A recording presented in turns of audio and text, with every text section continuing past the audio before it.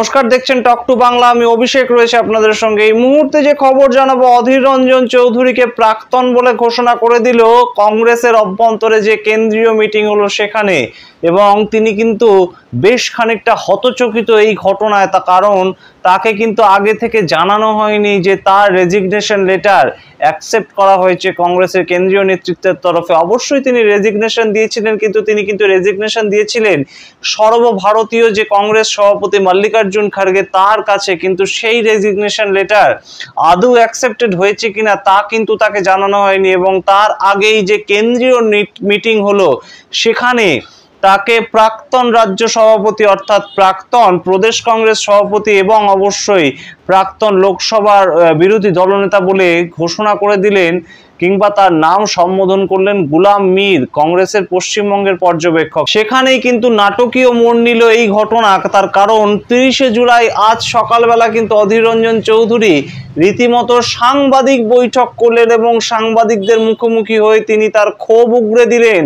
তিনি বললেন তিনি জানতেন না যে তাকে কখন প্রাক্তন করা হলো, তার কারণ মল্লিকার্জুন খাড়গে তাকে এখনো পর্যন্ত কোনো ইন্টিমেশন দেননি যে তার রেজিগনেশন লেটার অ্যাকসেপ্টেড হয়েছে।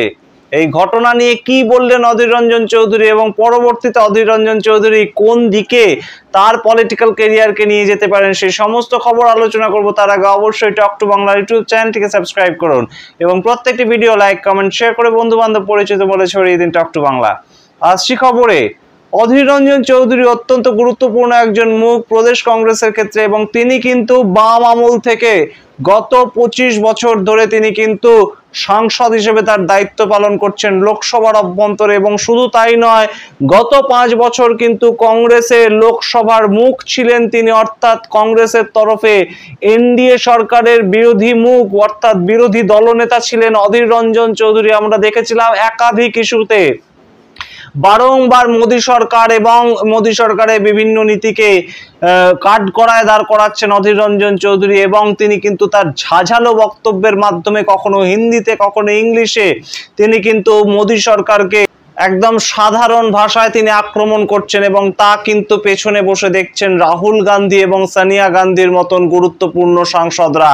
কিন্তু এবার 2024-এ ভোটের পরেই কিন্তু ছবিটা বেশ অন্য। তার কারণ অধীর রঞ্জন চৌধুরী কিন্তু হেরে গিয়েছেন ভোটে, এবং তিনি 25 বছর ধরে সাংসদ থাকার পরে যেহেতু হেরে গিয়েছেন, তার গুরুত্ব যে কংগ্রেসের অভ্যন্তরে কমছিল তা কোথাও গিয়ে দিনের আলোর মতন স্পষ্টই ছিল। কিন্তু তারপর যেটা ঘটলো, তার সাংসদ পদ চলে গেলেও তিনি কিন্তু মাঠে ময়দানে নেমে কংগ্রেস কর্মীদের সঙ্গে লড়াই করছিলেন। কিন্তু এই যে ঘটনা ঘটলো, তাকে প্রাক্তন রাজ্য সভাপতি কিংবা প্রাক্তন প্রদেশ কংগ্রেস সভাপতি হিসাবে তার নাম ঘোষণা করলো গুলাম মীর, কিংবা তাকে সম্বোধন করা হলো, তা কিন্তু বেশ খানিকটা অপমান সূচক অধীর রঞ্জন চৌধুরীর কাছে। তার কারণ তার কাছে কোনো ইন্টিমেশন ছিল না, এবং তিনি কলকাতা থেকে উড়ে এই যে কেন্দ্রীয় কমিটির বৈঠকে গেছিলেন তা কিন্তু তিনি জেনে গিয়েছিলেন যে তিনি রাজ্য সভাপতি অর্থাৎ প্রদেশ কংগ্রেস সভাপতি হিসেবে সেই মিটিংয়ে যোগদান করছেন।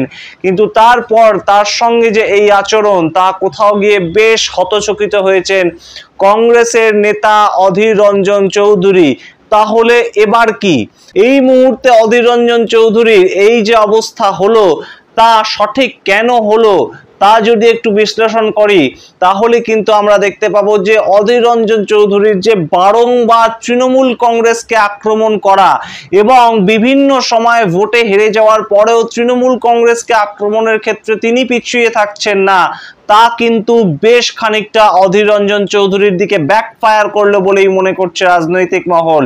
এবং অবশ্যই আইএনডিআইএ জোটের যে বিরোধী দলনেতা হিসেবে রাহুল গান্ধী এই মুহূর্তে লোকসভার অভ্যন্তরে রয়েছেন, তিনি কখনোই চাইবেন না যে তৃতীয় যে শক্তি, তৃতীয় বৃহত্তম শক্তি তৃণমূল কংগ্রেসকে চটাতে, এবং অবশ্যই লোকসভার যে বিভিন্ন অধিবেশন হচ্ছে সেখানে রাহুল গান্ধীকে যেভাবে সমর্থন করছেন তৃণমূলের 29 জন সাংসদ, তা কোথাও গিয়ে রাহুল গান্ধী এই যে তার সমর্থন হারাতে চাইছেন না। এবং অবশ্যই আমরা কিন্তু দেখছিলাম যে কংগ্রেসের কেন্দ্রীয় নেতৃত্ব এবং কংগ্রেসের রাজ্য নেতৃত্বের যে একটা চরিত্র, তার একটা বৈপরীত্য কিন্তু দেখা যাচ্ছিল প্রতিদিন প্রতিনিয়ত। এবং আমরা দেখেছিলাম যে INDIA জোটের শরিক মমতা বন্দ্যোপাধ্যায় 21শে জুলাইয়ের মঞ্চ থেকেও কিন্তু কংগ্রেসের উদ্দেশ্যে বিভিন্ন তির্যক মন্তব্য করছিলেন, এবং যা কিন্তু বেশ অস্বস্তির কারণ হয়ে দাঁড়াচ্ছিল কংগ্রেস নেতৃত্বের কাছে। এবং আপনাদের মনে করিয়ে দিই যে INDIA জোটের অন্যতম মুখ মমতা বন্দ্যোপাধ্যায় কিন্তু এদিন 21শে জুলাইয়ের মঞ্চে অখিলেশ যাদব অর্থাৎ উত্তরপ্রদেশের যিনি নেতা, সমাজবাদী পার্টির নেতা, অর্থাৎ INDIA জোটের দ্বিতীয় বৃহত্তম শক্তির নেতা, সেই অখিলেশ যাদবকে পাশে এনে কংগ্রেসকে অর্থাৎ প্রদেশ কংগ্রেসকে যে ভাষায় আক্রমণ করেন তা কিন্তু বেশ খানিকটা অস্বস্তির কারণ হয়েছিল কংগ্রেসের কেন্দ্রীয় নেতৃত্বের কাছে। এবং বারংবার অধীর রঞ্জন চৌধুরীকে সামলাতে বলার পরেও কিন্তু অধীর রঞ্জন চৌধুরী নিজের মেজাজে পশ্চিমবঙ্গের নেতা হিসাবে কিন্তু মমতা বন্দ্যোপাধ্যায় এবং তৃণমূল সরকারকে বিভিন্ন ইস্যুতে আক্রমণ করেছেন। তারপরেই কিন্তু এই অধীর রঞ্জন চৌধুরীর কপালে এই যে হঠাৎ আচমকা সরে যেতে হলো, তা বোধহয় বেশ খানিকটা অনভিপ্রেত একটা ঘটনা। এবং আপনাদের মনে করিয়ে দিই যে বাম আমল থেকে অধীর রঞ্জন চৌধুরী কিন্তু বিভিন্নভাবে কংগ্রেসের মুখ। তিনি আজকে সকালেও তাই বলেছেন যে তৃণমূল সরকার আসার আগে বামফ্রন্ট সরকারকে কিন্তু সরানোর জন্য তৃণমূলেরও হাত ধরেছিল কংগ্রেস, এবং সেই ক্ষেত্রে তিনিও দায়িত্ব পালন করেছিলেন তখন কংগ্রেস নেতা হিসেবে।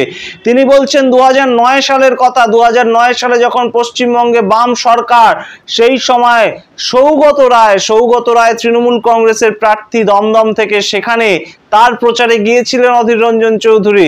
সুতরাং তিনি কিন্তু অতীতে ঠিক যেমন ভাবে পশ্চিমবঙ্গে বাম শাসন আকে সরানোর জন্য তৃণমূল কংগ্রেসের হাত ধরেছিলেন, ঠিক তেমন ভাবেই কিন্তু 2016 সাল থেকে 2024 এখনো পর্যন্ত তৃণমূলের শাসনকে সরানোর জন্য কংগ্রেস নেতা হিসেবে তিনি কিন্তু কংগ্রেসের প্রদেশ কংগ্রেসের, আবারও বলি, তিনি প্রদেশ কংগ্রেসের মান সম্মান রক্ষার্থে কিন্তু বামেদের হাত ধরেছেন। এবং সেই লড়াই কিন্তু 2024-ও আমরা দেখতে পেয়েছি।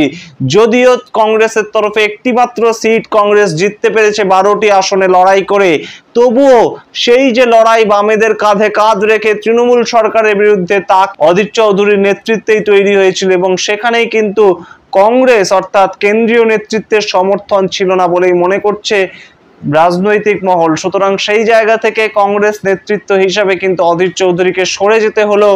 এবং পরবর্তীতে অধীর চৌধুরী বেশ খানিকটা যে এই ঘটনায় তিনি আলো চোখে দেখছেন না, তা কিন্তু এই মুহূর্তে দিনের আলোর মতন স্পষ্ট। পরবর্তীতে অধীর চৌধুরী তার রাজনৈতিক ভবিষ্যৎ কোন দিকে নিয়ে যান এবং অবশ্যই পলিটিক্যালি অধীর চৌধুরী কতটা গুরুত্ব পান পরবর্তীতে কংগ্রেস নেতৃত্ব হিসেবে, সেটাও কিন্তু এখন একটা দেখার মতন বিষয়। তার কারণ অধীর চৌধুরী কিন্তু এখন লোকসভার বিরোধী দলনেতা আর নেই, অধীর চৌধুরী কিন্তু লোকসভায় এখন সাংসদ হিসেবেও নেই, এবং অধীর চৌধুরী কিন্তু এখন প্রদেশ কংগ্রেস সভাপতি হিসেবেও আর নেই।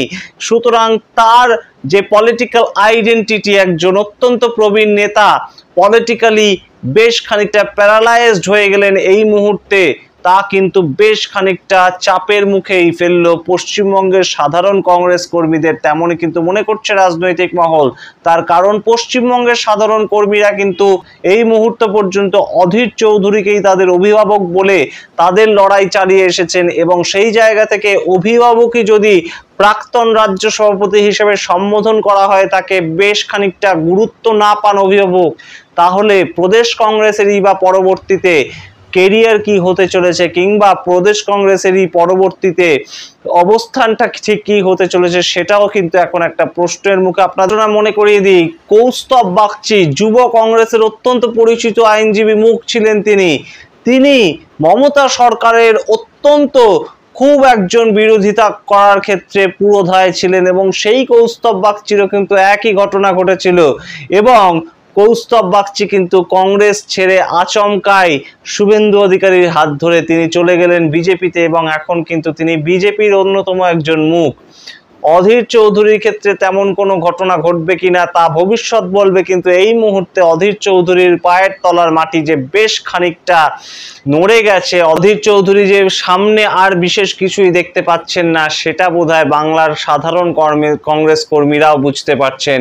এবং সেখানেই কিন্তু উঠছে প্রশ্ন যে পরবর্তীতে কে হবেন বাংলার রাজ্য সভাপতি, অর্থাৎ প্রদেশ কংগ্রেস সভাপতি কংগ্রেসের তরফে, এবং সেই রাজ্য সভাপতি বা প্রদেশ কংগ্রেস সভাপতি তৃণমূল সরকারের বিরোধিতা করবে কিনা। তার কারণ অধীর চৌধুরী কিন্তু তার যে রেজিগনেশন লেটার সেক্ষেত্রেই তিনি কেন্দ্রীয় নেতৃত্বকে জানিয়েছেন বলেই জানাচ্ছেন যে তাকে সামনে রেখে তৃণমূলের সঙ্গে সমঝোতা করে আইএনডিআই জোটকে এগিয়ে নিয়ে যাওয়া কিন্তু সম্ভব নয় কংগ্রেসের তরফে। সেই যে ঘটনা তা কিন্তু অধীর চৌধুরী নিজেই স্বীকার করে নিয়েছিলেন। আগামীতে তেমন কি কোনো মুখ উঠে আসবে যিনি মধ্যস্থতা করবেন তৃণমূল কংগ্রেসের সঙ্গে, তাহলে বাম কংগ্রেস জোটেরই বা কি হবে? অবশ্যই বাম কংগ্রেস জোট কিন্তু এই মুহূর্তে তাহলে পশ্চিমবঙ্গের বুকে আবারও প্রশ্ন চিহ্নের মুখে পড়লো। বামফ্রন্টকে হয়তো অধীর চৌধুরী না থাকলে কংগ্রেসের মুখ হিসাবে, প্রদেশ কংগ্রেস সভাপতি হিসেবে বামফ্রন্টকে হয়তো আবারও 25-এর ইলেকশন 26-এর ইলেকশন একার নেতৃত্বে লড়তে হবে শুধুমাত্র বাম প্রার্থীদেরকে নিয়েই। সুতরাং আমরা অবশ্যই নজর রাখবো সামগ্রিক বিষয়টার দিকে, এবং অবশ্যই অধীর চৌধুরী পরবর্তীতে আবারও পার্টি চেঞ্জ করেন কিনা, নাকি তিনি আবারও কংগ্রেসের তরফে অন্য কোনো দায়িত্ব সামলান, সমস্ত খবর জানাবো আপনারা দেখতে থাকুন টক টু বাংলা। ভুলবেন না টক টু বাংলার ইউটিউব চ্যানেলটিকে সাবস্ক্রাইব করতে।